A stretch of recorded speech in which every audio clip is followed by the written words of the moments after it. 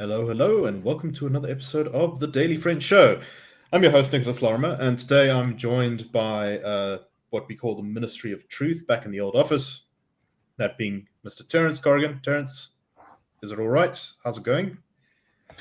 Things are fine. We've got a bit of a water interruption at the moment, but otherwise, all right. The joys of living in one of South Africa's great metros. And also, Mr. Marius Roodt. Marius, how are you? How's it, guys? The rhythms of a slowly fading state, eh? Yeah, gently rocking us to sleep. Exactly. Anyway, for those of you who don't know, this is, of course, the last week of the Daily Friend Show for the year. Our last episode will be probably coming out on either Thursday or Friday, and that'll be a special with outgoing IRR CEO Frans Cronje and incoming IRR CEO John Endres. So don't miss that. And also, please, if you enjoy us, review us, like us, subscribe to our channel, all those kind of things. Because, while we're on hiatus, the algorithm will punish us greatly. And so by boosting our metrics beforehand, you can help us withstand the storm of our holiday. Anyway, let us go on to the news today, which is, of course, the President, El Presidente, Cyril Ramaphosa last night spoke to the nation, and you could see that everyone was kind of, it was almost like this instinctual tensing up. My girlfriend went to the shops and she said that everyone was just piling in, buying booze. And as it turned out, it wasn't necessary. So Ramaphosa did not announce a ban on alcohol, despite many people's fears. And but he did slam many foreign countries from closing their borders to us. So, of course, we haven't yet talked about on the show the so-called Omicron variant. Myself and Gabriel Krauser did a Two Crickets and a Thorn Tree podcast on that, which is up on the dailyfriend.co today. We just went into a little bit about what we know about it so far. The answer is actually not much. Anyway, so Cyril spent a lot of time attacking foreign countries for all closing their borders to us since the detection of the variant here. There's been an enormous number of countries that have placed travel restrictions on South Africa since South Africa announced that we had found this variant of COVID. And as far as I know, there's a lot of testing and research going on right now to determine whether Omicron really is as big of a threat as many people seem to fear that it could be. But the jury is still definitely not in on that one yet. Anyway, what's interesting though about Cyril's speech, because we've covered a lot of these on the show over the year, and it looks like the politics really has changed on this. If this had happened, I don't know, 6 months ago or something, I can be sure. I mean, before the third wave, we got locked down. I'm sure that the president would have locked us down. But this time, there were very few extra restrictions placed on us. And this was warmly greeted by many different organizations across South Africa, particularly organizations in the hospitality sector, like the Federated Hospitality Association of SA, and the South African Travel Agents Association. We're all very happy about the decision not to lock down further. And so I guess my question to you, Terence, is why do you think Ramaphosa decided to take a much lighter hand this time? This is what we wanted him to do for a long time. But what do you think finally changed his approach? Well, I think it could be a couple of things there. One of them is that South Africa took enormous amount of reputational damage because this virus has been associated with South Africa. Now, I think that Livermore Hayden, Piers Morgan probably gave the best response to that by saying on social media that this was discovered by brilliant South African scientists working around the clock. It's not a uniquely South African thing. But I think, in part, for South Africa to be seen to be wielding a sledgehammer against the problem would, in a sense, justify all those travel restrictions. I think more prosaically, but very much linked to it, is that there's just the economic costs of previous lockdowns is just not sustainable. I mean, you're talking about the largest fallen GDP projected since we have records. Maybe the Boer War was worse, but a 7% drop on the back of an underperforming economy that never quite recovered from the financial crisis a decade earlier. That's not a place you want to be. And sooner or later, there's likely to be an accounting for that. So, Marius, I see Moonchild in our live comments here suggested that Cyril might have decided to take a much lighter approach because of the ANC's pretty disappointing electoral results in the local government elections. Do you think that was a factor at all? What are your thoughts on politics? Yeah, I think it was definitely a factor. I think the ANC got quite a big fright now. It's going to be interesting to see how they react. But it's also, I like that the government is now quite upset that there have been travel restrictions placed in South Africa, which are definitely unscientific. It's a political move. We've seen how, for example, Angola has been placed in the UK's red list, even though they're 3,000 km from South Africa. Well, Belgium, which is just across the channel, Angola doesn't have any Omicron cases confirmed. Belgium, which is just across the channel, has had cases from this new variant confirmed. They're not in any red list. Nor is Israel, nor is Australia, where Omicron's been confirmed. There's no Omicron confirmed in Zambia or Zimbabwe, but they're on the red list. And the president is rightly pissed off about that, and I think a lot of South Africans are. But for me, it just shows this weird, double think you get within the government. Joe Pachla, the Minister of Health, was on... he was talking about the new variant and said, one way to stop the variant spreading is maybe to ban interprovincial travel.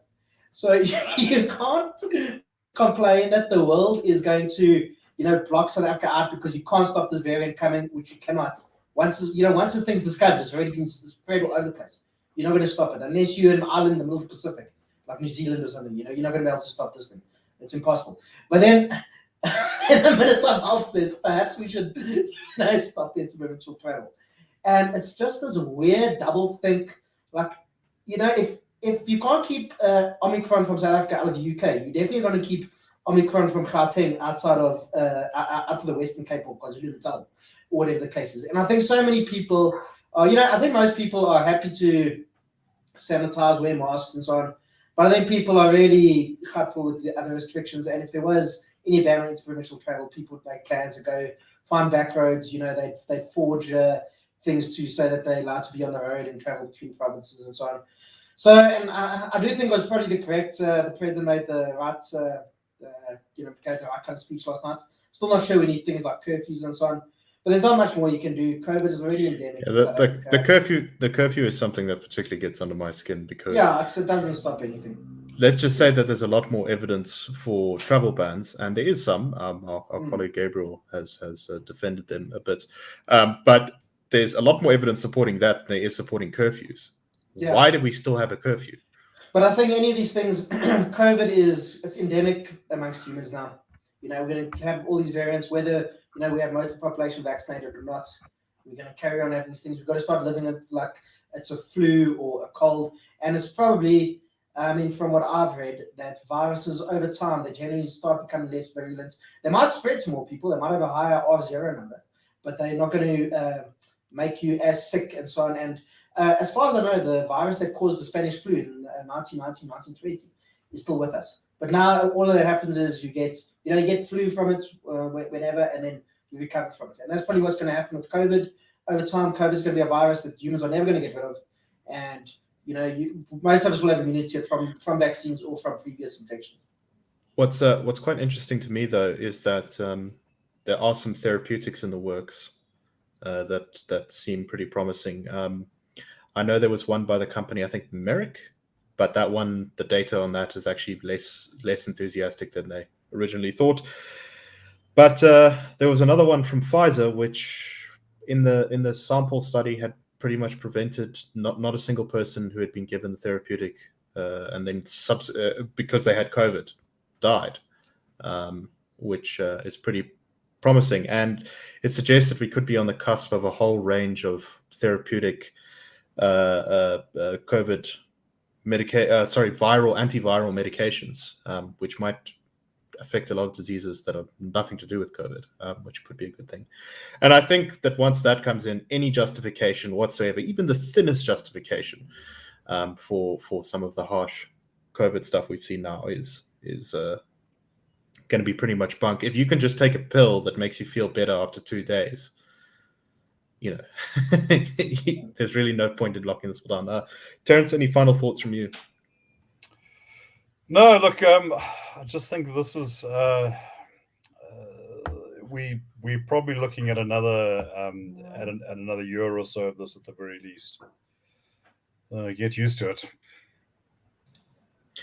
Yeah, so there was also some discussion from Cyril about mandatory vaccination, but we'll have to wait and see whether that actually comes to anything significant. I'm sure the government is going to put in something, but we will critique that policy as it becomes clear what exactly they're planning. But for now, I think we're going to wait on that one. So we did notice it, but that's why we're not really saying anything about it. Okay, so that's El Presidente's speech done. Let's talk a little bit about our much beleaguered Minister of Transport, who seems to be in a social media spat every 15 minutes. I know that Times Live, which seems to cover every time anyone sneezes on Twitter, always is covering Fikile Mbalula getting into Twitter fights with people. Anyway, Transport Minister Fikile Mbalula said on Friday that he had received messages from what he called captains of industry in the rail sector that they are going to disinvest from PRASA, that is the South African Passenger Rail Agency of South Africa, unless the mess is sorted out. And he went on a bit of a spiel about how things are not getting better at PRASA, about how he had put in a lot of effort to make sure that things were better there, and that they had set up a lot of things to help PRASA get out of its problem, but it still hadn't managed to recover, that they had a modernization project underway that he expected would improve things on our rail systems, and that he'd given very strict instructions to get a whole bunch of routes operating again that have fallen into disrepair, basically because either the tracks have been stolen or the trains are broken. It was kind of interesting, though, because reading his comments, you get the feeling that he's like a opposition politician. He's talking almost as though he has nothing to do with what PRASA, with how PRASA is run. He kind of said, I don't understand why why the management of PRASA aren't fixing things, because we've given them everything they need to do it. Anyway, Marius, what do you make of the story? What do you make of the state of PRASA? Yeah, it tells you something about the state of South Africa, that we've seen this destruction of our railway infrastructure. And I think part of it is maybe because we are a low-trust society. So people, it's fine to go destroy public infrastructure because people feel it doesn't really belong to them. I mean, you don't see in most other countries, you don't see this kind of destruction of public infrastructure and how people have been, stealing the metal for scrap and the copper wires and so on. You see photos of various railway stations around Gauteng and see what it looked like even 10 or 15 years ago. You look at it now, it looks like it was, in the middle of Berlin at the end of 1945, or in the middle of 1945, rather. It's just completely destroyed. There's almost nothing left. And there's definitely something needs to be done.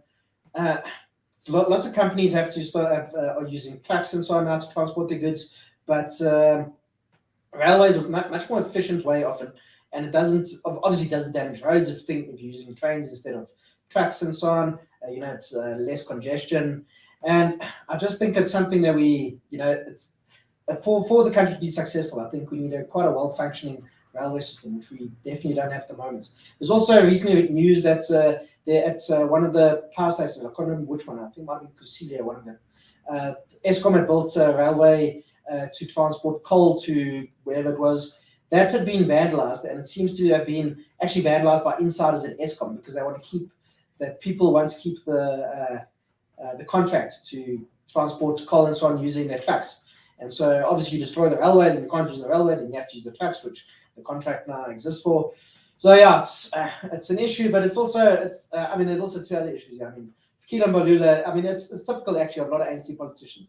Throw their hands in the air and we're like, oh geez, this is terrible. Why can this ANC sort things out? Like when you have the ANC campaign marching on the Thule House, like fix Eskom, like you guys have been running the country for 27 years, Maybe. Right, this seems to be a line they developed like in the 90s, which said something, which went something along the lines of, we're in office but not in power, we're in government but not in power, and the ANC has just never been able to shake that way of talking about the country, sort of as though they're passive observers. Exactly. And look, still a lot of the problems in South Africa we have are because of the legacy of apartheid, but the ANC has been in the power now for nearly a generation. And a lot of the problems in South Africa are now because of ANC governance, and you can't, dismiss that. And just on a final note, it also tells you something about South African journalism that, what Fikile Mbalula puts on Twitter, is covered by the newspapers, and it's really something, just this very low, low effort journalism. Which you go into Twitter and say, oh no, some random person with 10 followers called Fikile Mbalula an idiot. Let's write a story about it. Yeah, those headlines are always something along the lines of what is it? Twitter is not having any of Fikile Mbalula's thoughts on this issue, and you just think, Mzansi drags razzmatazz, and it's like three guys who seem an idiot. No, it's so stupid. Yeah. Terence, so I want to focus in. So Marius has talked a bit about transport of goods, especially when it comes to the rail system. But I want to focus a little bit on the passenger sector, because it's of course what the sort of PRASA is supposed to be doing. And I think some South Africans, particularly middle class South Africans, might be confused to think that we actually have passenger rail for our big cities that isn't Gautrain, but we do. It's just mostly in total disrepair or dysfunction, and this seems to have accelerated and gotten much worse during the lockdown. When I remember the Daily Maverick did some pretty good reporting on, with really good pictures about just passenger stations with every single piece of rail stolen, so that the trains just can't operate anymore. I know that in Cape Town they've had rails that keep getting burned.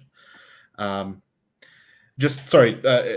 finish this thought, I remember some of these discussions back when Gautrain was being proposed and costed, and I think the DA at the time said it would be much better to spend the money on PRASA rather than spending it on a brand new rail system. I just want your thoughts generally on the state of passenger rail. Yeah, South Africa, at least middle class South Africa, is a motorized society. We drive everywhere. We don't have the many of the alternatives that our counterparts abroad have. Like an extensive bus system. Anyone spent time in Europe knows about that. Now, commuter rail is a big thing. It connects, because it's sort of dedicated pathways and the technology and whatever. You can get from point A to point B very, very quickly. It's efficient. There's areas of we have a great deal of urban sprawl all over the world. Taiwan has a slightly different, but it's underground system. But that is now also connected to high-speed rail between the cities. So when I went to Taiwan a few years ago for my brother's funeral, I literally got off the plane. I was taken to an MRT as an underground station, from which you could directly connect onto the bullet train to get halfway across the island. That of course takes a lot of takes engineering, and it takes maintenance. When you have a pothole in the road, the road is still usable. When your track twists, then your problem is exponentially more serious.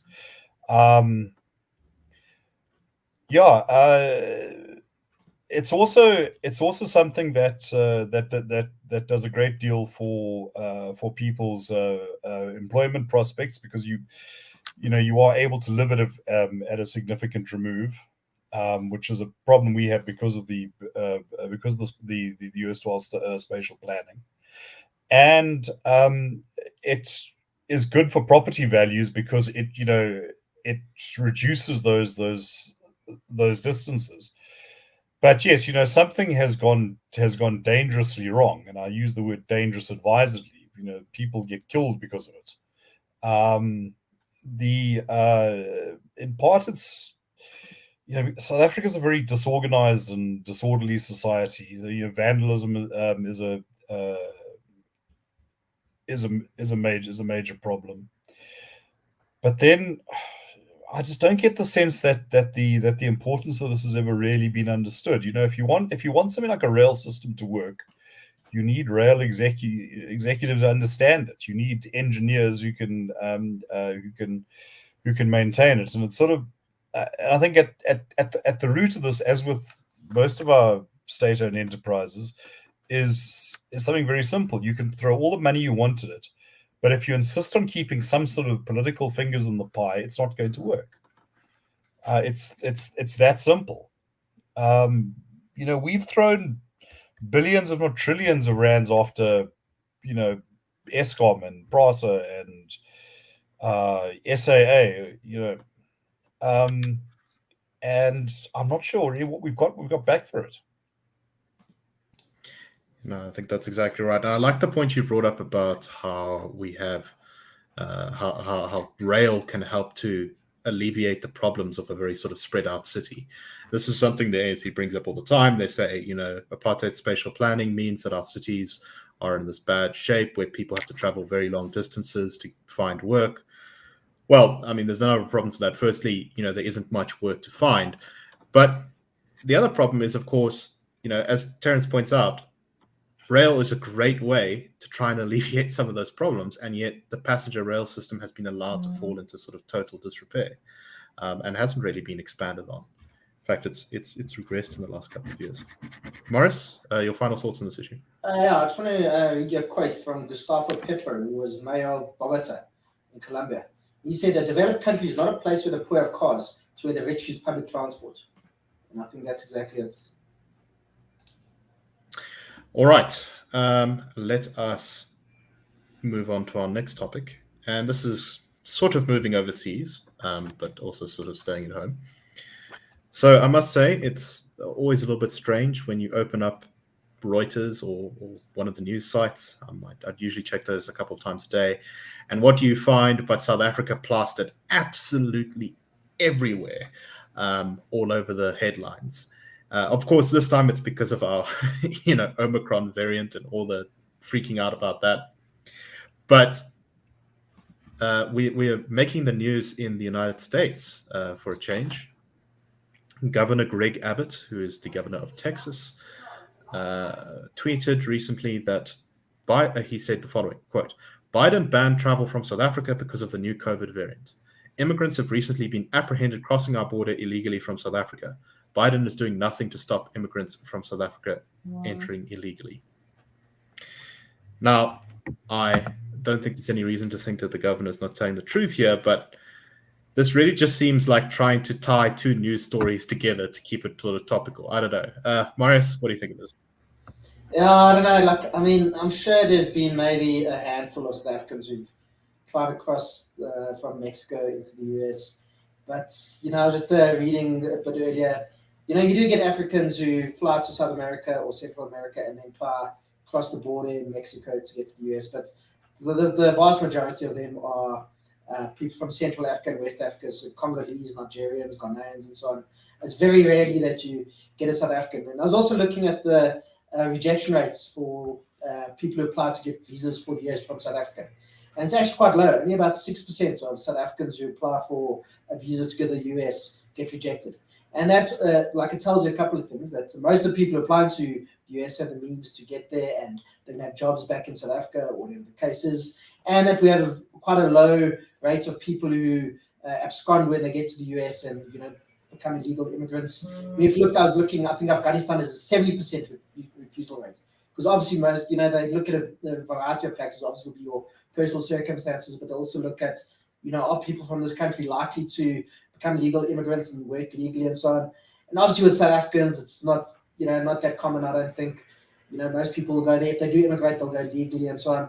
So, but I think, as you say, it's just part of this American kind of culture war because Abbott is a Republican, Joe Biden's obviously a Democrat, and so look at this. I mean, of course, it also shows the hypocrisy of both sides. To be honest, I mean, when Donald Trump first had a couple of travel bans, there for a variety of reasons. I think the first one was he didn't want people to come from countries where a lot of terrorists came from, and then secondly, I think he banned travel from China when we first started hearing about COVID. Democrats were all up in arms about that, and suddenly, from that even less evidence, the US has banned travel from the whole of Southern Africa, basically. So but it's you don't see the same kind of uproar from the Democrats because now it's obviously Democrats in charge, and it's just usual. It's usual hypocrisy and just I think just part of South Africa just being used as a as part of this. This war now between the Democrats and the Republicans, and I'd be very surprised if we're seeing hordes of South Africans trying to cross the Rio Grande to get into Texas to work, in like the local taco shop or whatever the case is. Yeah, I'm wondering maybe I should take a crack at it because apparently, our fellow citizens that are giving it a bash. I must say, I mean, the U.S. southern border has been a problem over the last couple of years. It's got large numbers of people trying to get into the country, claiming refugee status. It's a bit of a mess. The Obama, Trump, and the Biden administrations have all really struggled to keep it under control, particularly at the moment. Apparently, it seems to be pretty bad, although it's not very well reported on. Terence, what do you make of Governor Abbott's comments? Oh, this is resourceful South Africans. Look, there probably is a germ of truth somewhere in there. But I would actually be really interested to see if you can actually put a name on some of them. There's a Johan van der Westhuizen or something who's been apprehended by the border patrol trying to scale the wall. I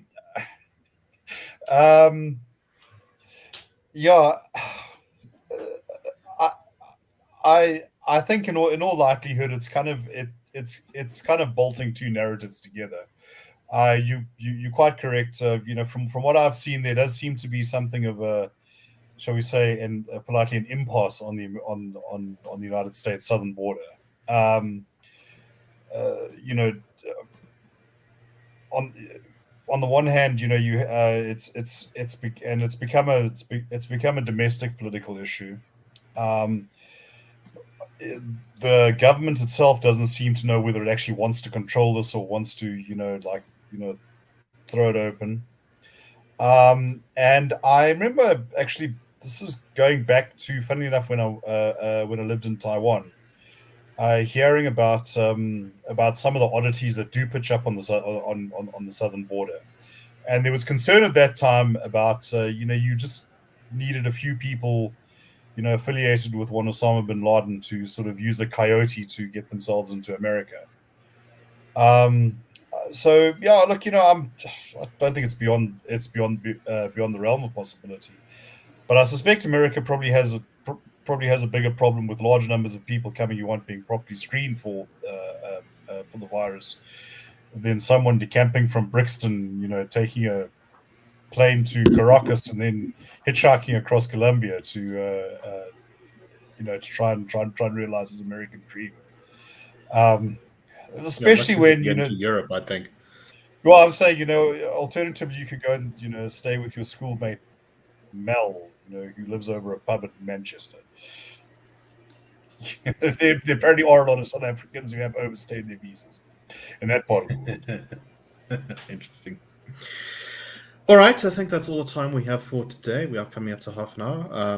We hope you enjoyed the show. Thank you very much for watching. We shall see you tomorrow on the Daily Friends Show as we keep wrapping up the year. We hope you enjoyed. I see a lot of interesting comments from people that I'm afraid we don't have time to properly engage with, but keep them coming.